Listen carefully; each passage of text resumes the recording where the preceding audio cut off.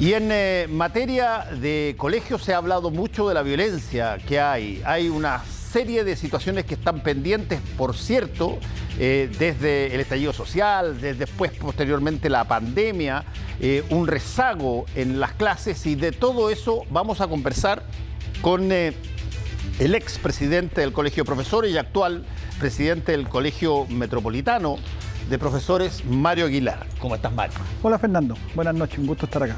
Igualmente. Quiero partir con un tema que no sé si es que es algo, porque las últimas veces que hemos conversado, ese tema no estaba tan brutalmente presente como parte de la actividad educacional, que es esta situación de violencia al interior de los colegios. ¿Cómo entiendes tú eso y cómo has visto que se ha desarrollado aquello? Bueno, obviamente es un problema muy grave y nosotros lo estamos viviendo de manera muy dura, pero no es nuevo. Claro, ahora se agudizó, sin duda se incrementó tanto la cantidad de episodios como la intensidad de la violencia que se ha expresado, pero es un fenómeno que viene de hace tiempo. Nosotros ya lo habíamos denunciado. Si se revisan declaraciones, documentos, informes que nosotros habíamos hecho como gremio ya años atrás, veíamos que se estaba produciendo un fenómeno de este tipo. Y es un tema muy complejo. No es para soluciones fáciles, se puede hacer mucha demagogia con el tema, pero es un tema que tiene muchas aristas, tiene muchas complejidades y es de difícil abordaje.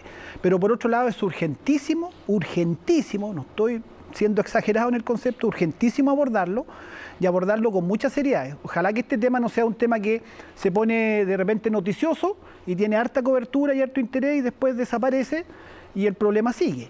Porque hoy día las comunidades escolares, y particularmente mis colegas profesores, profesoras, los asistentes de la educación, que estamos ahí en la primera línea de todo este conflicto, estamos bastante agobiados por la situación, muy agobiados. A ver, tú dices que hay que hacer algo y hay que hacer algo en serio al respecto. Exacto. ¿Cuáles son las variables que eventualmente hay que enfrentar para que este tema, se trate en términos frontales como debe serse?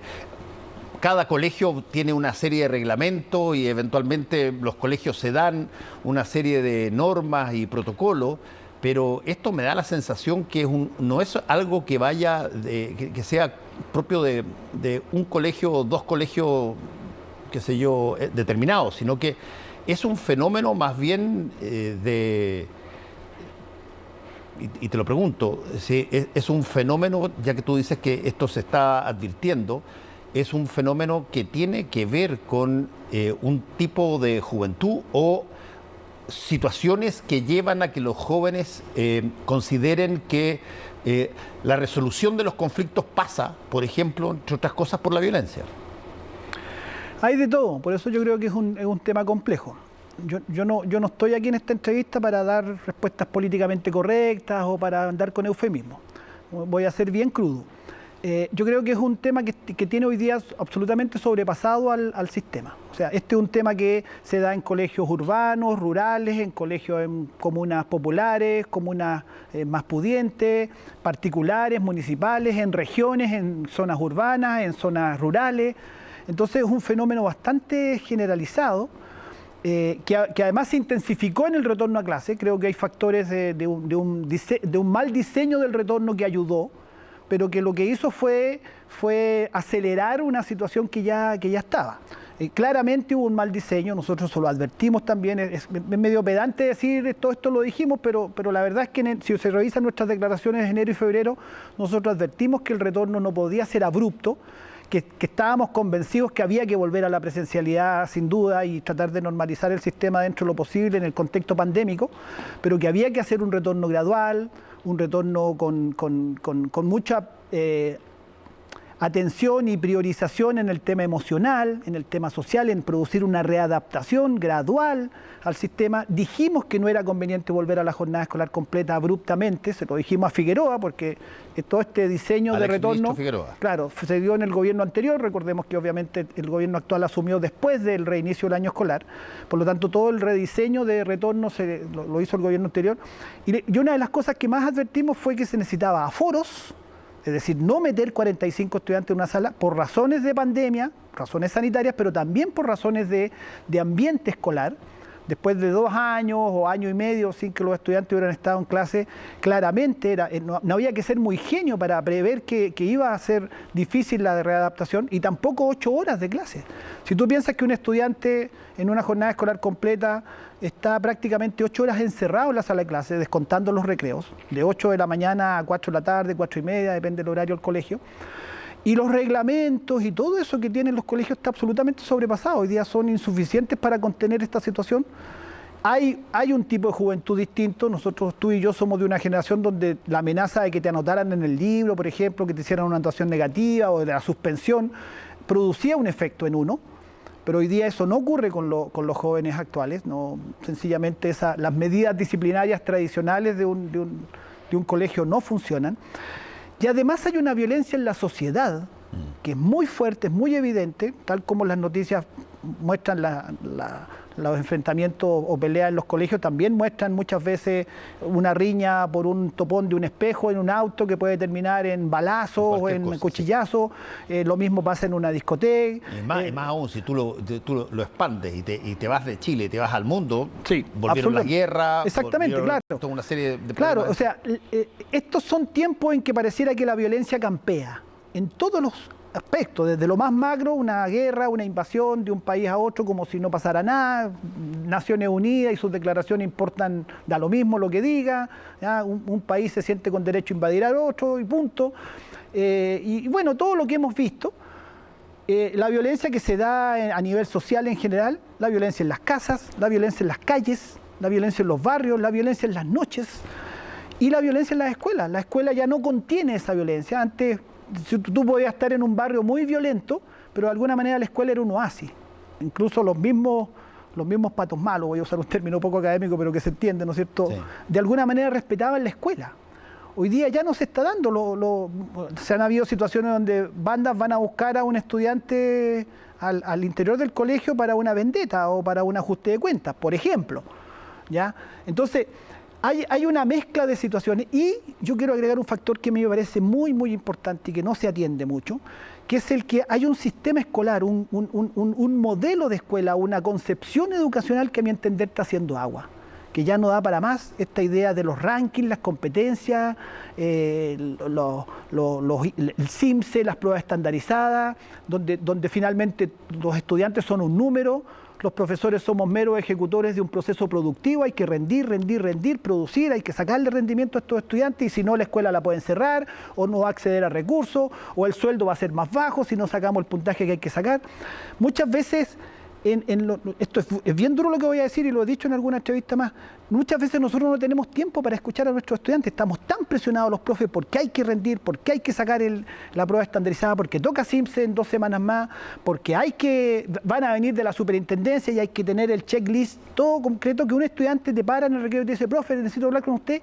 Y esto es muy duro decirlo, pero con el dolor de mi alma yo digo que a veces no tenemos tiempo, tenemos que decirle: mira, no puedo ahora.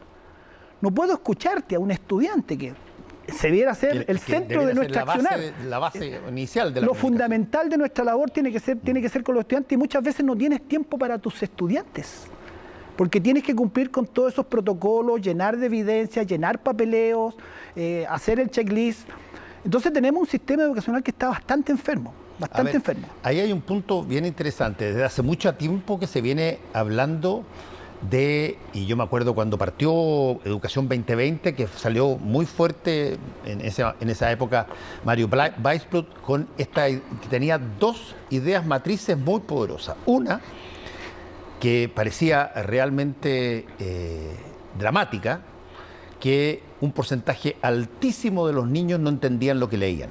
¿Te acuerdas? Ese era uno de sus factores. Y el segundo factor era el que la medición por pruebas estandarizadas no te daba como consecuencia ni siquiera saber si es que el muchacho había aprendido algo o no, si era capaz de trabajar con la información que había recibido en términos escolares, pero sí servía extraordinariamente bien para hacer rankings y para poder comparar colegio con colegios de acuerdo a promedios de nota. No ha cambiado mucho eso. No ha cambiado nada. Y el gobierno del presidente Boric tiene en su proyecto algún tipo de cambio de esto. Entiendo que el CIMSE ahora se iba Sí. a terminar. Mira, en el discurso del ministro de Educación señala empatía con esta visión crítica que yo te he señalado, que nosotros la venimos planteando como gremio hace bastante tiempo. Y por de pronto tomó la medida el gobierno que solicitó al Consejo Nacional de Educación suspender la prueba CIMSE. No puede el gobierno, que son parte de estas cosas raras que hay, el ministro de Educación, la máxima autoridad de Educación, no puede tomar una decisión que es de sentido común, que es suspender el CIMSE para que la prioridad sea otra en este año. En el contexto pandemia, en la suspensión del CIMSE, no en este contexto de violencia escolar del que estamos hablando, pero ya es una diferencia con el gobierno anterior que quería hacer CIMSE a como diera lugar y quería mantener todo esto, que por lo demás es un gran negocio. El CIMSE lo hemos denunciado nosotros, 30.000 millones de pesos anuales se gastan en el CIMSE, la mayoría son contrataciones a empresas que se tercerizan los servicios del CIMSE, ojo con eso, pero ya hay una señal interesante y ha dicho en el discurso, esperamos que eso se concrete en políticas específicas, que quiere revisar este tema de la educación estandarizada, que quiere apuntar a una educación más integral. En ese sentido el ministro tiene nuestro apoyo. Si él se va a ir por esa línea de hacer esta revisión, porque a mí me parece que es parte también de este problema de violencia, no es el único factor. Habría que ser ingenuo a suponer que eso sería lo único, porque hay factores macro, que son los que estábamos mencionando a nivel social. Pero es un factor importante, en la medida que los estudiantes en un colegio dejen de sentirse un número y se sientan personas, y en la medida que los profesores tengamos mucho más tiempo para dedicarnos al aspecto emocional, al aspecto social, que se valore ese trabajo. Porque de repente hay colegios que no tienen un buen CIMSE, no tienen un CIMSE en los números, en las cifras esperadas por el sistema, pero que hace un trabajo social enorme porque atiende muchos estudiantes vulnerables, estudiantes con problemas sociales, estudiantes que están ahí al filo de caer en la delincuencia o han caído en la delincuencia, y hay colegios que atienden a esos estudiantes y hacen un trabajo tremendo. Y sin embargo, obviamente, por el tipo de estudiantes que atienden, por factores, ¿no es cierto?, del capital sociocultural, de esas familias, etcétera, no tienen grandes resultados en el CIMSE, pero si se hiciera una medición o una evaluación de su trabajo social, emocional, es tremendamente relevante. Déjame hacerte una pregunta, Mario, que tiene que ver con algo que se ha señalado, y es que la pandemia generó un alejamiento durante mucho tiempo de los alumnos de sus colegios en términos presenciales, y obviamente no podía compensar aquello con tecnología, No. porque gran parte del país y casi todo el mundo rural no tiene esos alcances. ¿Ustedes han podido avisorar un poco en cómo se evalúa esa merma, esa pérdida de conocimiento por no haber clase, y cómo se recupera o qué proyectos hay eventualmente para poder recuperar eso? Sí. Bueno, partamos por decir, Fernando, que algo que se olvida, que la crisis educacional que vivimos producto del contexto de la pandemia es la más grande que ha ocurrido en la historia de Chile. O sea, nunca, ni para catástrofes naturales, ni para golpes de Estado, ni para guerras civiles, los colegios estuvieron cerrados 1 año y medio. Nunca, en la historia de Chile. Desde que comenzó a funcionar el sistema escolar, nunca hubo un cierre de los colegios. Ya, o sea, así de serio. Por supuesto, no atribuible ni al gobierno, ni a nosotros, ni al sistema, ni a nada. Había una pandemia mundial. En todos los países del mundo ocurrió eso. Entonces, obviamente que eso produce un efecto. Eso es bastante esperable. Pero en el contexto de retorno, ¿es lo fundamental que los contenidos no se han podido cubrir completamente, que hay aprendizajes que se van a tener que ir recuperando de manera gradual y paulatina? ¿Es eso lo fundamental, dado lo que estamos viendo del problema emocional, del problema de desadaptación social? Mira, hay otro tema que está ahí invisibilizado por el tema de la violencia. Hay una enorme cantidad de estudiantes con crisis de pánico en los colegios. Esta enfermedad, ¿no es cierto?, que se ha puesto tan fuerte en los últimos años en el mundo entero, pero que se ha agudizado. Estudiantes con crisis de pánico, nosotros finalmente va a haber que hacer una estadística, seguramente en un tiempo va a estar esa estadística, pero es altísimo el número de estudiantes con crisis de pánico. Entonces, debiera ser nuestra preocupación la cobertura curricular, los contenidos que no se aprendieron, debiera ser ese el centro cuando tenemos un problema de esta profundidad y de esta gravedad. Nosotros creemos que no. Ahora, dime una cosa, Mario, porque a veces tú conversas de este tipo de cosas y hay personas que creen que esto sucede básicamente en establecimientos escolares que tienen menos recursos. Pero han habido un montón de cosas que pasan en establecimientos escolares que son también particulares, porque sí, el tema de la amargura, la frustración, la situación de estar confinado y de no saber qué pasa y de repente ver que un familiar contrae o es contagiado y todo tiene que separarse y todo tiene que disociarse, es algo que afecta a todo el mundo, no solamente a las personas que tienen menos recursos. Obviamente, obviamente. Bueno, relacionemos esto que estamos hablando con el dato que salió hace unos días de que somos uno de los países de menor felicidad en el mundo. Donde el porcentaje de gente que se declara feliz está entre los más bajos en Chile. Relacionémonos con el consumo de psicofármacos tranquilizantes, que somos uno de los países que tiene más altas tasas de consumo de psicofármacos. Relacionemos con el tema de la violencia intrafamiliar.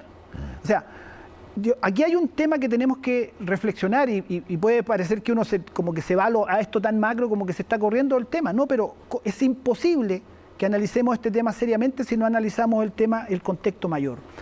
Es el modelo de vida, el estilo de vida que se nos impuso o que se estableció en Chile en las últimas décadas.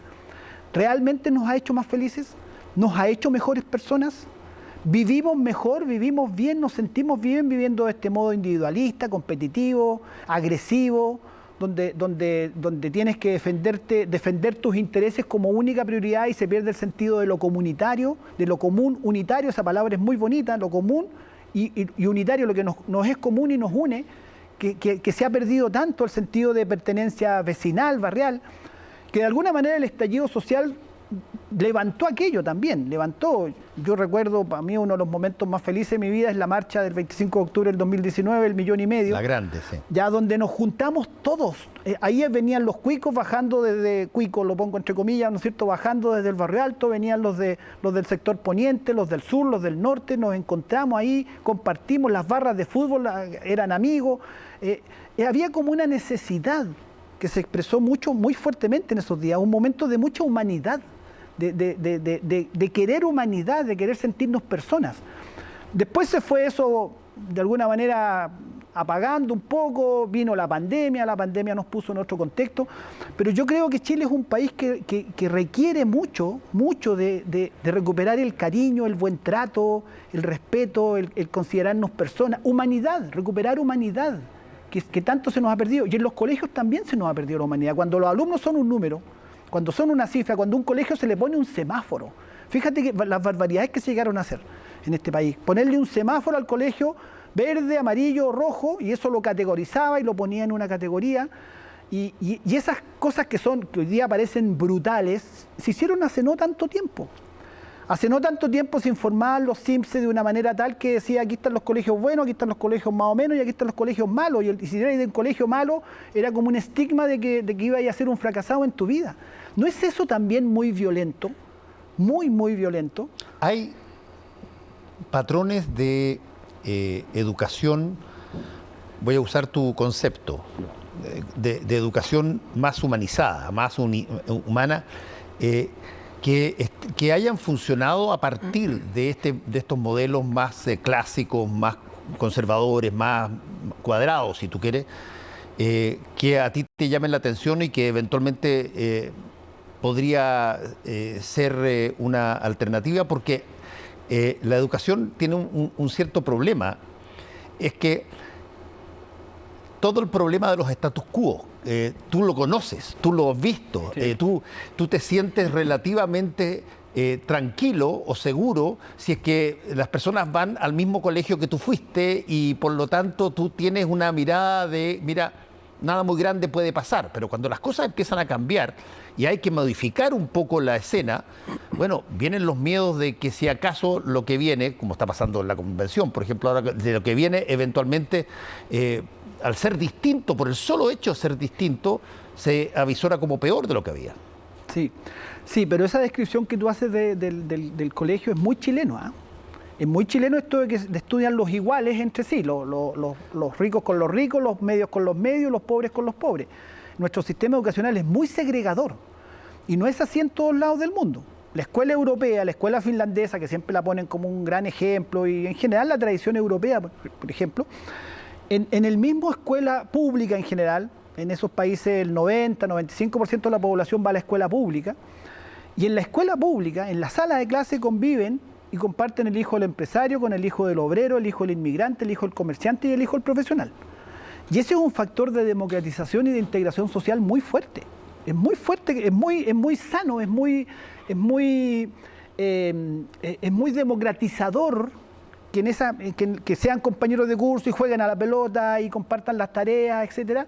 Personas de distinta condición social, étnica, que haya diversidad en la sala de clase. Nuestra sala de clase no es diversa, en general.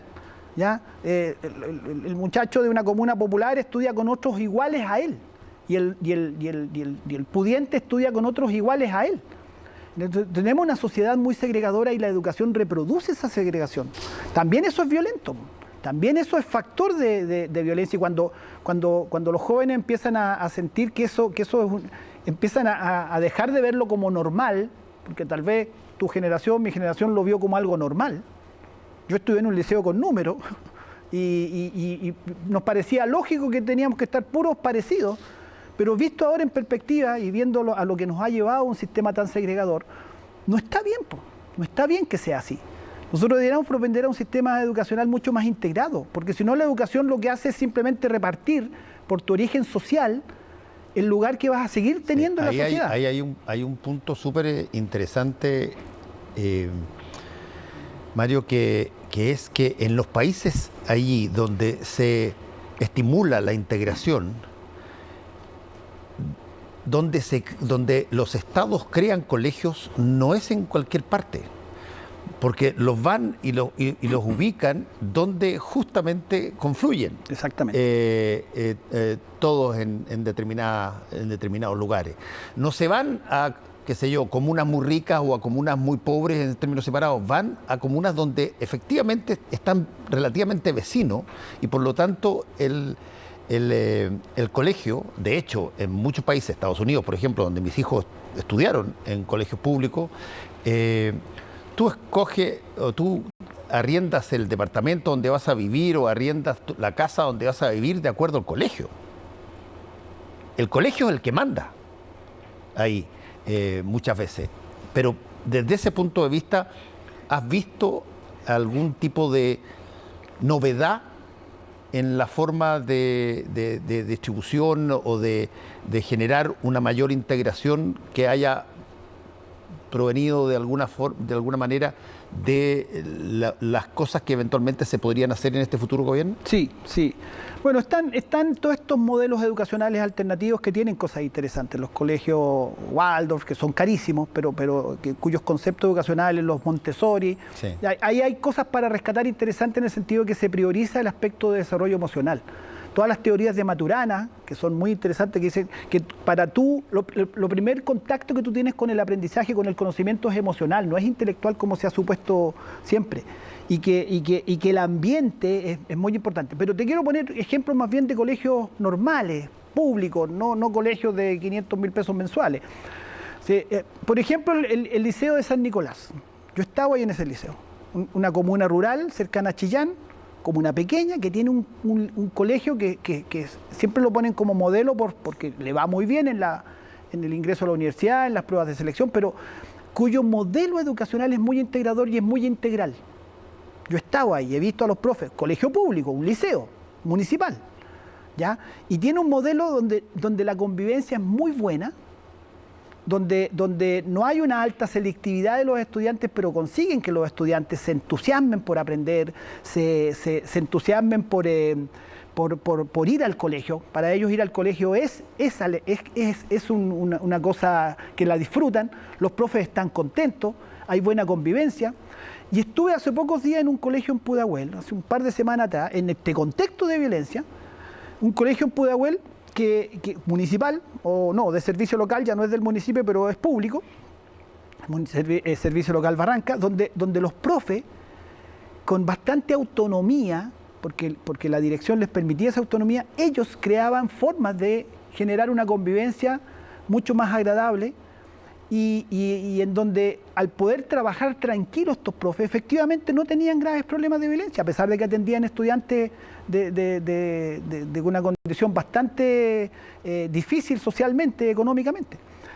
Y sin embargo tenían una muy buena convivencia. Entonces hay ciertos modelos, y yo voy a decir lo que tienen en común. En general son lugares donde los profes se les deja trabajar tranquilos.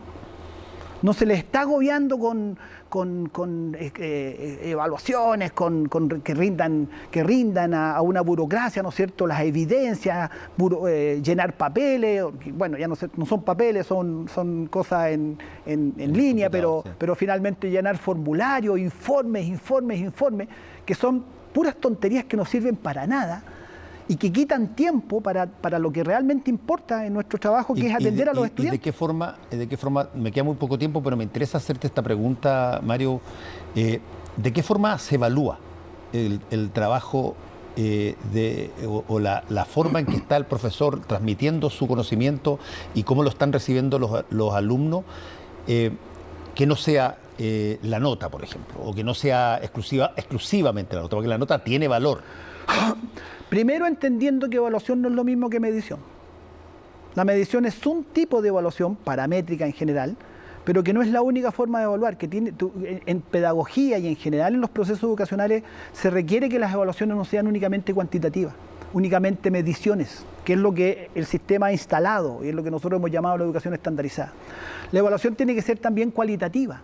Tiene que ser lo que sienten las personas, lo que opinan las comunidades escolares de lo que se está haciendo. Eso es también muy importante, ¿ya? Y lo que hemos tenido es un sistema que confundió evaluación o restringió la evaluación únicamente a las mediciones. Entonces tenemos que apuntar a evaluaciones integrales. Entre otras cosas porque es fácil, quizás. Porque es fácil, porque es muy comparable y se ha usado para comparar y para hacer estos rankings. Estuvo bien la caracterización que tú hiciste empezando el programa. Y por lo tanto tenemos que apuntar a evaluaciones mucho más integrales y mucho más complejas, que den cuenta de lo que es un proceso pedagógico. Porque un proceso pedagógico es complejo. Todo lo que estandariza está equivocado en pedagogía porque las personas no somos iguales, no somos un estándar. No somos un estándar las personas. Cuando tú tienes 40 estudiantes, son 40 diferencias. Pero ¿qué es lo que hace el sistema en el CIMSE o en las pruebas estas de mediciones estandarizadas? Los trata de poner a todos en una media. ¿Ya? Es como si nosotros quisiéramos ahora traer una talla de ropa y trajéramos el promedio de la talla de ropa de los zapatos, y a lo mejor a ninguno nos va a quedar bueno el promedio, porque cada uno es distinto y somos distintas las personas.